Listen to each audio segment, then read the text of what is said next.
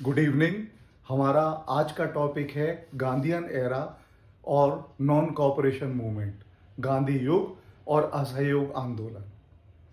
लेकिन इससे पहले आपको ये ध्यान रखना है कि आधुनिक भारत में कुछ ऐसी घटनाएं समय समय पर हुई जिन्होंने भारत की दशा और दिशा दोनों को ही परिवर्तित कर दिया। इसमें जो पहली घटना घटित हुई वो थी 1757 का प्लासी का युद्ध, जिसके बाद ब्रिटिश ईस्ट इंडिया कंपनी को बंगाल, बिहार और उड़ीसा इन तीनों के राजस्व का अधिकार मिल गया और ये उनका मार्ग प्रशस्त हो गया भारत को उपनिवेश बनाने के लिए। ये चीज चलती रही। उसके बाद दूसरा सबसे बड़ा परिवर्तन आया 1857 में।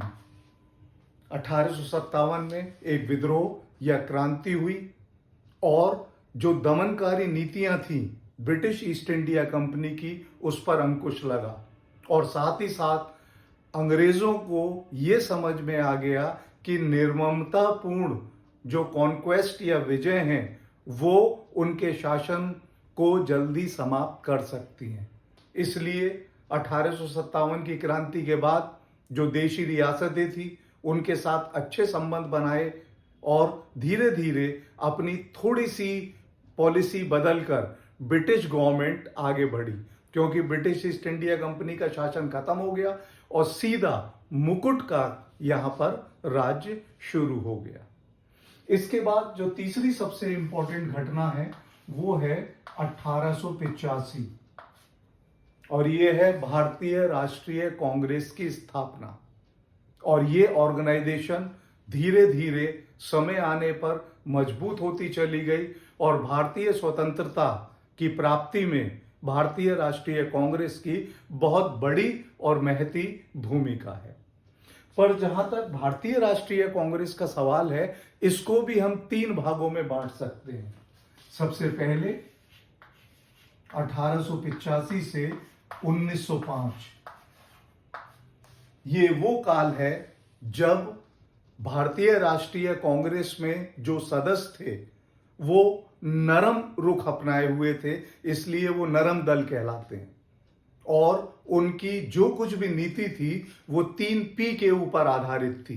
पिटीशन यानी कि पहले याचिका दारो, उसके बाद प्रेयर, उसके लिए प्रार्थना करो, और अगर दोनों पर भी ब्रिटिश सरकार नहीं सुन रही है तो प्रोटेस्ट करो, उसका विरोध करो।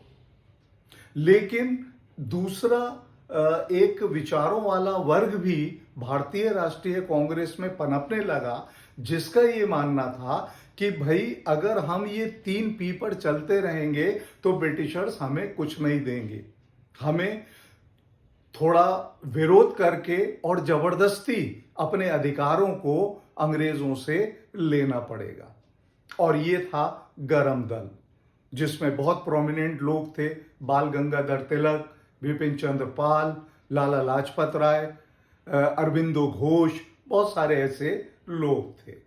और अब इस गुट में, दोनों गुटों में आपस में टकराव होने लगा और अल्टीमेटली 1907 में एक स्प्लिट हुआ जिसको सूरत स्प्लिट कहते हैं, और गरम दल अलग हो गया भारतीय राष्ट्रीय कांग्रेस में और नरम दल अलग हो गया। अब 1907 से लेके 1919 का जो एक दौर है वो एक्सट्रीमिज्म का दौर है, रेडिकल दौर है, जब अहिंसात्मक घटनाएं भी भारत में घटने लगी। और दूसरा सबसे बड़ा डेवलपमेंट था कि 1914 से 1919 तक प्रथम विश्व युद्ध चलता रहा। चूंकि ब्रिटेन उसका पार्टी था, इसलिए भारत उपनिवेश के नाते इस युद्ध में ब्रिटेन की तरफ से आधिकारिक रूप से लड़ रहा था। अब इस बीच में एक फिगर डेवलप होते हैं, या राजनीति में भारत की में एक उदय होता है महात्मा गांधी का। सबको पता है 1869 में ये पोरबंदर में पैदा हुए और उसके बाद जब ये बैरिस्टर बन गए तो 1893 से 1914 तक ये साउथ अफ्रीका रहे और जो भी इनकी नीतियां थी, अहिंसा थी, या जो भी ये प्रैक्टिकली करना चाहते थे, इन्होंने साउथ अफ्रीका में किया। 1915 में ये भारत वापस आ गए। हालांकि 1915 में इन्होंने भारतीय राष्ट्रीय कांग्रेस की सदस्यता ले ली, लेकिन फिर भी कांग्रेस और महात्मा गांधी के बीच में कुछ बहुत अधिक समन्वय नहीं था। महात्मा गांधी ने अपने स्तर से या अपनी नीतियों को 3 आंदोलनों में लगाया। इसमें सबसे पहला है चंपारण। ये उत्तरी बिहार में है और वहां का जो किसान था वो नील की खेती से परेशान था। देखो, नील बहुत प्रोडक्टिव रही। बाद में जर्मनी ने आर्टिफिशियल डाई बना दी, नील का जो खेती है वो नीचे चली गई। लेकिन प्रथम विश्व युद्ध के बाद पुनः नील की मांग बढ़ने लगी थी। तो जो वहां पर इसको नील की खेती करवाते थे, जो प्लांटर्स थे, उन्होंने एक 3 कठिया सिस्टम निकाला कि भूमि पे, जो किसान की भूमि है उस पे 3/20 हिस्से पे उन्हें इंडिगो की खेती करनी पड़ेगी। तो महात्मा गांधी ने वहां पर जाकर अहिंसात्मक आंदोलन किया और चंपारण के लिए पॉजिटिव काम किया। इसके बाद एक और आंदोलन गांधी जी ने पार्टिसिपेट किया, वो था खेड़ा। और उसी खेड़ा आंदोलन में 2 व्यक्ति प्रमुखता से उभर के आए, सरदार वल्लभ भाई पटेल और दूसरे का नाम था महादेव देसाई, जो बाद में इनके सेक्रेटरी बने महात्मा गांधी के।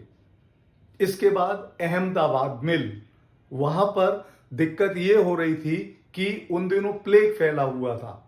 तो जब प्लेग था तो मालिक लेबर्स को प्लेग का अलाउंस देते थे, लेकिन जब प्लेग समाप्त हो गया तो मिल वर्कर्स को वो अलाउंस मिलना बंद हो गया।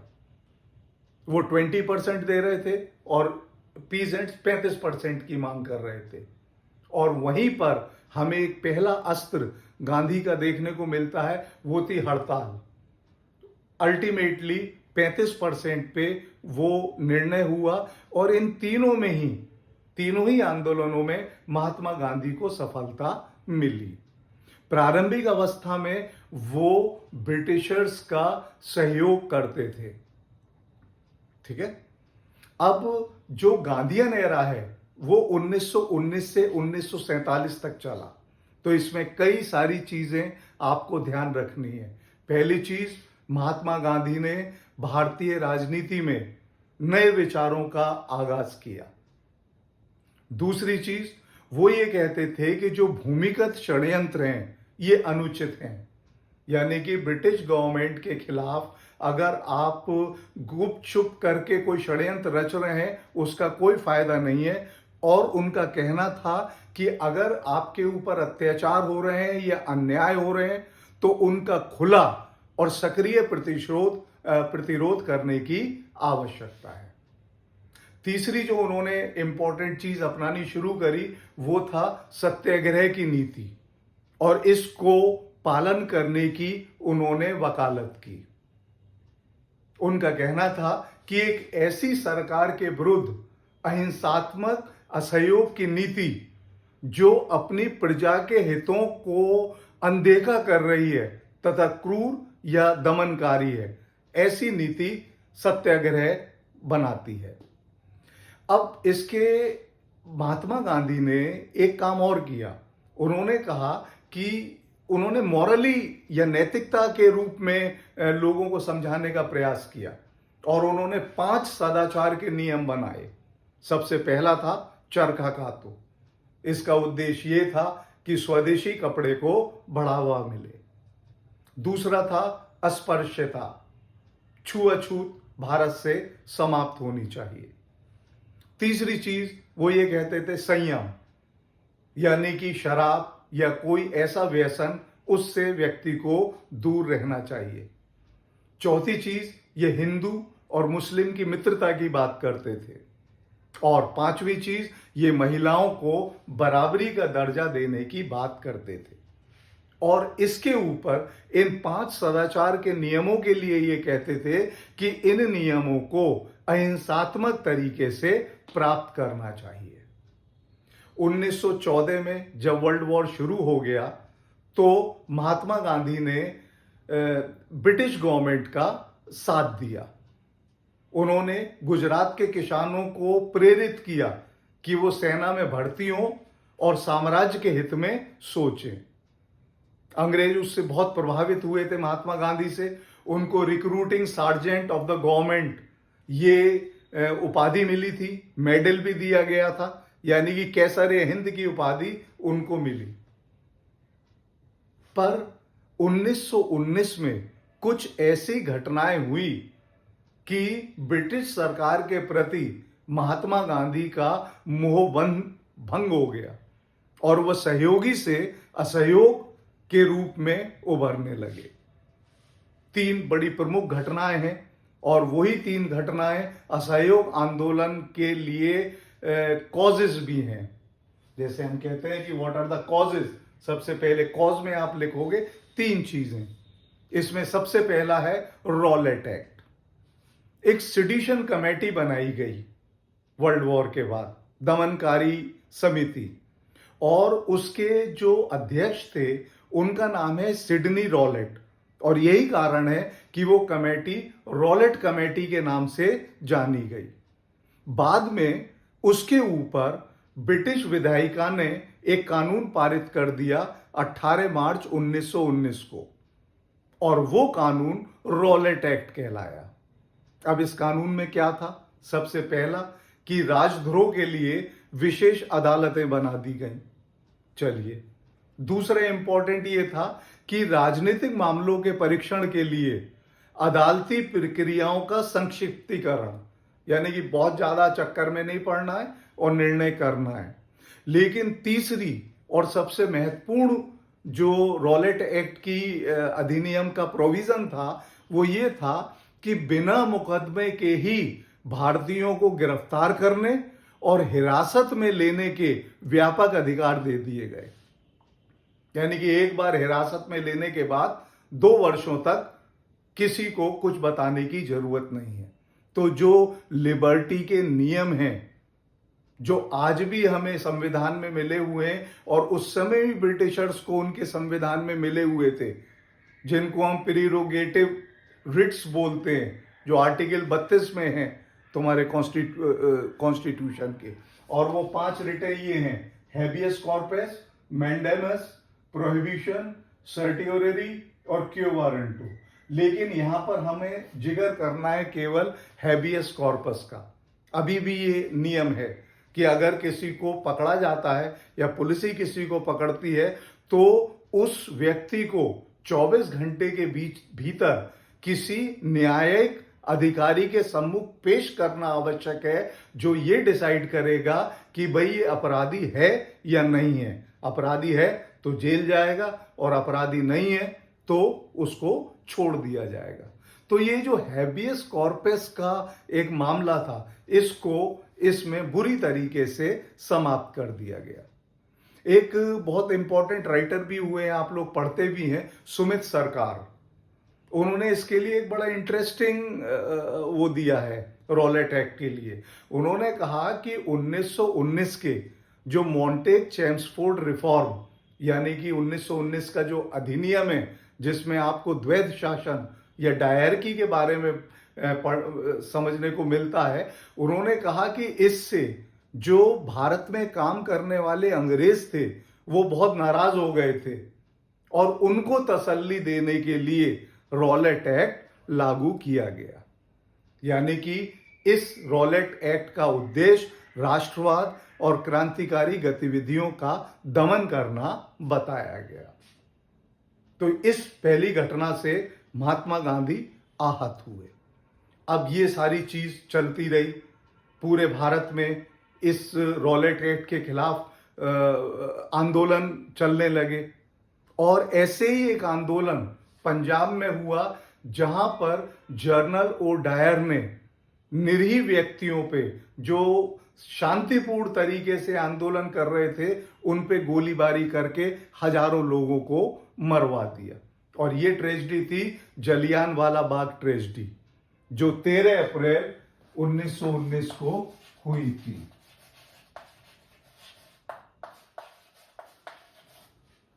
इस घटना से पूरे भारत में भूचाल आ गया। गुरु रविंद्रनाथ टैगोर ने अपनी जो नाइटहुड की उपाधि थी वो आत्मसमर्पित कर दी, सरेंडर कर दी, वापस लौटा दी।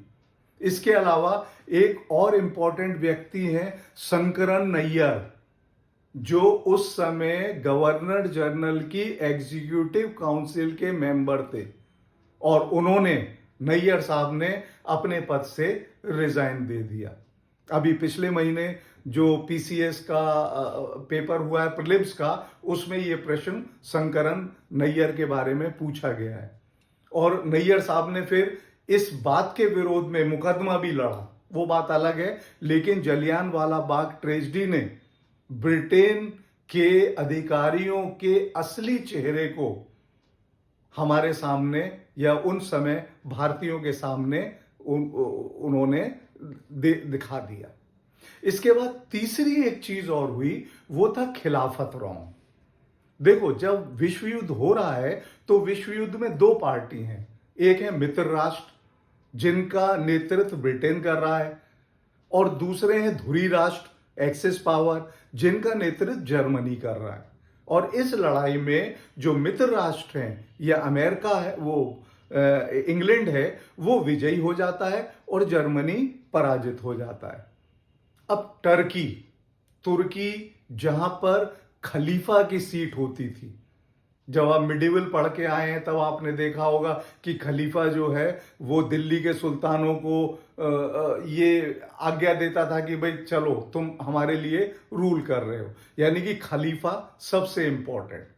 तो अब लोगों को लगा कि ये खलीफा का जो एक पद है, इसको ब्रिटिश गवर्नमेंट समाप्त करेगी।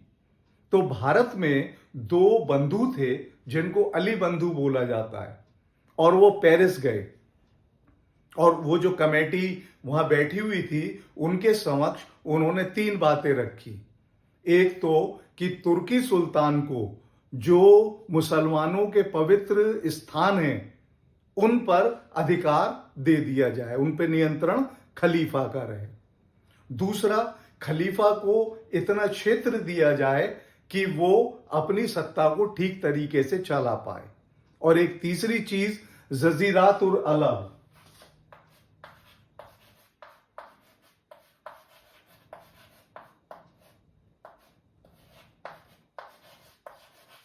यानी कि जो मुस्लिम डोमिनेटेड कंट्रीज हैं उन पर इसका रूल मुस्लिम्स का बना रहे। लेकिन ब्रिटिश गवर्नमेंट ने वहां जो है ऑटोमन जो एम्पायर था तुर्की का, वो समाप्त कर दिया, क्योंकि तुर्की बहुत समय पहले से ही बिना किसी शक्ति के वहां पर पड़ा हुआ था, और बहुत उनके अधिकार क्षेत्रों में उन्होंने अली बंधुओं या किसी की बात नहीं मानी। तो ये 3 कारण थे, एक रॉलेट एक्ट, दूसरा पंजाब रॉन्ग, तीसरा खिलाफत रॉन्ग। और इसमें एक चीज उन्होंने जोड़ी, वो था स्वराज। और अब महात्मा गांधी के मन में एक आंदोलन को चलाने का विचार आया, जो नॉन कॉपरेशन मूवमेंट कहलाया। अब इसमें सबसे पहले है मेथड। उन्होंने क्या क्या तरीका अपनाया। तो महात्मा गांधी का यह मानना था कि जो ब्रिटिश गवर्नमेंट है वो भारतीयों के सहयोग से चल रही है, और सरकार का यह कर्तव्य है कि वो लोगों की मांगों पर ध्यान दे, और अगर सरकार ऐसा नहीं करती है तो लोगों को असहयोग का अधिकार है। तो इस मेथड को दिमाग में लेके महात्मा गांधी ने 1 अगस्त 1920 को असहयोग आंदोलन प्रारंभ किया। यहां पर एक चीज आपको ध्यान रखना है और लिखना भी है कि उन्होंने कांग्रेस के साथ कोई विचार विमर्श नहीं किया था असहयोग आंदोलन प्रारंभ करने में। ठीक है। अब गांधी चूंकि बहुत दिमाग रखते थे, तो वो किस दिन शुरू हुआ? देखो, भारतीय राजनीति में एक बहुत बड़ा चेहरा और बहुत राष्ट्रवादी नेता हैं बाल गंगाधर तिलक, जिन्होंने भारत में स्वतंत्रता के लिए बहुत कुछ किया। और 1 अगस्त 1920 को बाल गंगाधर तिलक की मृत्यु हुई और उनकी मृत्यु पर पूरे देश में मातम या शोक की लहर दौड़ गई। और चूंकि ये असहयोग आंदोलन इसी दिन लॉन्च हुआ, तो लोगों का जो एक भावनात्मक वो था स्वरूप, वो इस असहयोग आंदोलन की तरफ और बढ़ गया। अब भारतीय राष्ट्रीय कांग्रेस ने अपने नागपुर के अधिवेशन में, जो 35वां वो था अधिवेशन, उसमें महात्मा गांधी के नॉन कॉपरेशन मूवमेंट को अपनी स्वीकृति दे दी। ये नागपुर का सेशन बहुत इंपॉर्टेंट है। इसमें 2 चीजें हुई थी। एक, उन्होंने, जो भारतीय राष्ट्रीय कांग्रेस है, उन्होंने अपना एम रखा स्वराज का, अब यानी कि हमारा लक्ष्य स्वराज को प्राप्त करना है।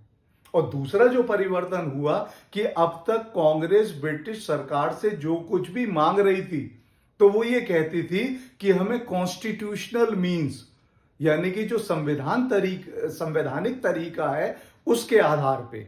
लेकिन अब ये जो कॉन्स्टिट्यूशनल मीन्स के शब्द हैं ये हट गए और अब जो नए शब्द ऐड हुए वो थे all peaceful and legislative methods, यानी कि जब भी कोई मांग कर रहे हैं तो हम शांतिपूर्ण और न्याय संगत तरीके से अपनी ये मांग पूरी करना चाहते हैं। तो ये बहुत इंपॉर्टेंट चेंज भारतीय राष्ट्रीय कांग्रेस में आया और अब भारतीय राष्ट्रीय कांग्रेस और महात्मा गांधी का असहयोग आंदोलन ये एक प्लेटफॉर्म पे या एक धरातल पर आ गए। इसके बाद अब डिमांड क्या थी? नॉन कोऑपरेशन मूवमेंट, भाई आप कोई भी आंदोलन चलाएंगे तो उसकी डिमांड होती है। 3 सिंपल डिमांड थी कि ब्रिटिश सरकार को जो जलियांवाला बाग कांड हुआ है उसके लिए अपनी गलती को स्वीकार करना होगा। दूसरी उनकी मांग थी लीनिएंट एटीट्यूड टुवर्ड्स टर्की, यानी कि तुर्की के विरुद्ध जो ये गड़बड़ हो रही है इसके लिए ब्रिटेन को थोड़ा सा लीनिएंट रहना पड़ेगा। और तीसरा था अटेनमेंट ऑफ स्वराज की मांग। तो इन 3 डिमांड पर यह असहयोग आंदोलन प्रारंभ हुआ। अब प्रोग्राम, यानी कि इस असहयोग आंदोलन में क्या क्या होना था। सबसे पहली चीज सरेंडर ऑफ टाइटल्स, जो उपाधियां थी जो भी जिनको मिली हैं उनको वापस कर देना। दूसरा, गवर्नमेंट के स्कूल्स का बहिष्कार, उनके कॉलेजेस का बहिष्कार, उनके न्यायालयों का बहिष्कार और वो जो पंचायती व्यवस्था कर रहे हैं, एस्टेब्लिश कर रहे हैं, उनका भी बहिष्कार। इस बहिष्कार, ये दूसरी इनकी प्रोग्राम में शामिल था। इसके बाद जो गवर्नमेंट की विधेयिका हैं, लेजिस्लेचर्स हैं या जो सरकारी नौकरियां हैं, उनके भी बहिष्कार करने की बात इस प्रोग्राम में शामिल थी। चौथी सबसे इंपॉर्टेंट चीज शामिल थी कि जो विदेशी कपड़ा है उसका बहिष्कार किया जाए और खादी का प्रयोग किया जाए। इसके अलावा 5वीं एक इनकी प्रोग्राम में था कि जो रिप्रेसिव लॉज हैं, ऐसे दमनकारी कानून है जो ब्रिटिश गवर्नमेंट बना रही है, उनकी अवज्ञा की जाए, उनको ना माना जाए। इसके अलावा नॉन पेमेंट ऑफ टैक्सेस नहीं देने हैं ब्रिटिश गवर्नमेंट को। और एक और प्रोग्राम में चीज ऐड थी, वो था हिंदू मुस्लिम यूनिटी, भारत और मुस्लिम की एकता। अब ये जो प्रोग्राम था इसमें कोर्स, यानी कि ये अब असहयोग आंदोलन चल रहा है तो इसमें क्या क्या चीज हो रही है। इसमें सबसे पहले स्वेच्छा से चरखा चलाने के लिए टीमें बनाई गई कि व्यक्ति को प्रेरित करें, भारतीयों को, कि वो चरखा चलाएं। और इसका उद्देश्य था खादी को बढ़ावा देना, स्वदेशी जो कपड़ा है उसको बढ़ावा देना। फिर इसमें बहुत सारी चीजें हुई, क्योंकि आप गवर्नमेंट स्कूल और कॉलेज का बहिष्कार कर रहे थे, तो उसके लिए संस्थान अपने आप बनाने पड़ते हैं। तो राष्ट्रीय संस्थानों की स्थापना अच्छी तरीके से इस समय में हुई, जैसे काशी विद्यापीठ है वो बना, उसके बाद बिहार विद्यापीठ, गुजरात विद्यापीठ, जामिया मिलिया। तो बहुत सारे जो राष्ट्रीय कॉलेजेस हैं या संस्थान हैं वो प्रकाश में आए। इसके बाद तीसरी इंपॉर्टेंट चीज थी कि किसी भी आंदोलन को चलाने के लिए पैसे की आवश्यकता होती है। अब पैसा कहां से आए, इसके लिए एक फंड बनाया गया जिसको तिलक स्वराज फंड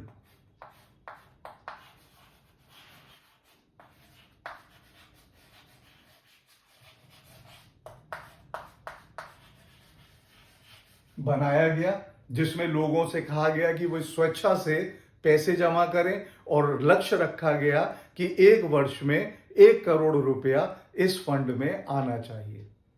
और हुआ ये कि केवल 6 महीने में जो उनका एम है या लक्ष्य है वो पूरा हो गया था। इसके अलावा चौथा जो इंपॉर्टेंट इसमें चला वो ये था कि एक ऐसा लक्ष्य बनाया जाए कि ज्यादा से ज्यादा भारतीयों को भारतीय राष्ट्रीय कांग्रेस की सदस्यता दिलाई जाए, और वो लक्ष्य रखा गया था 1 करोड़, यानी कि भारतीय राष्ट्रीय कांग्रेस में सदस्यों की संख्या बढ़ना।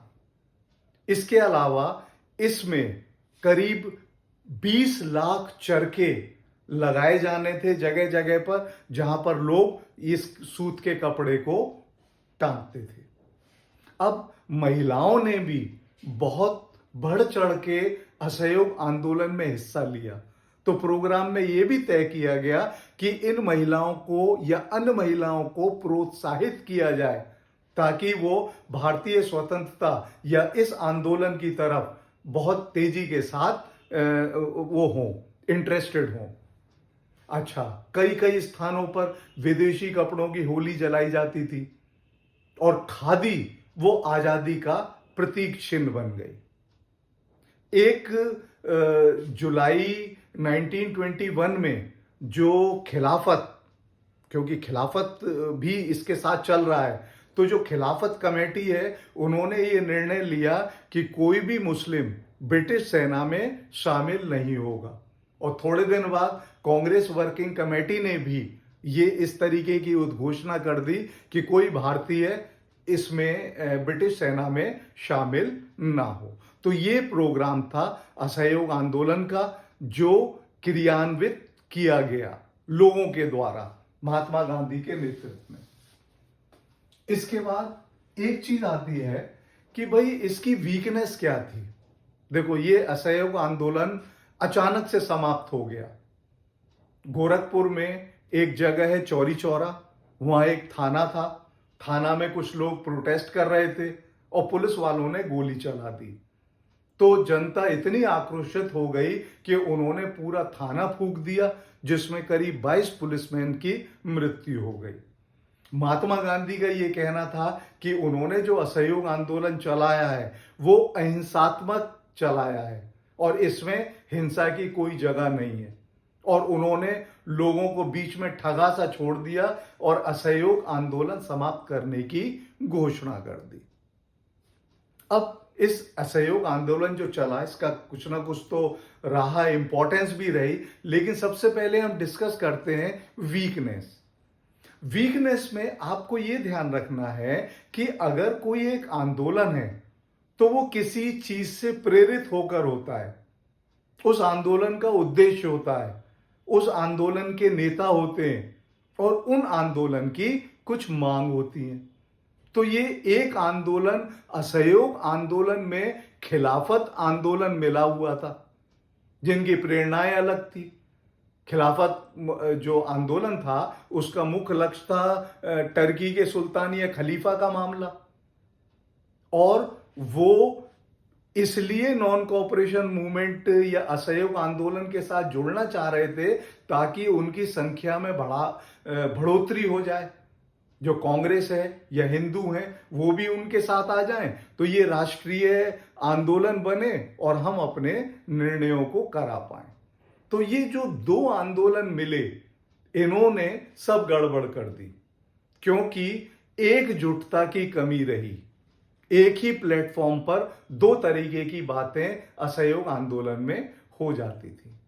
उसके बाद दूसरा जो फैक्टर इसमें रेस्पॉन्सिबल रहा वो था 1921 की एक घटना, मलाबार तट, जहां पर आपका केरला है, वहां पर मोपला का विद्रोह हुआ। और उस मोपला का विद्रोह प्रारंभिक अवस्था में तो ब्रिटिश ऑफिसर्स के खिलाफ था, लेकिन जल्दी वो हिंदू मुस्लिम या कम्युनल राइट के रूप में बदल गए और बहुत सारे हिंदुओं की हत्या हुई। तो ये वीकनेस डेवलप हो गई असहयोग आंदोलन के लिए।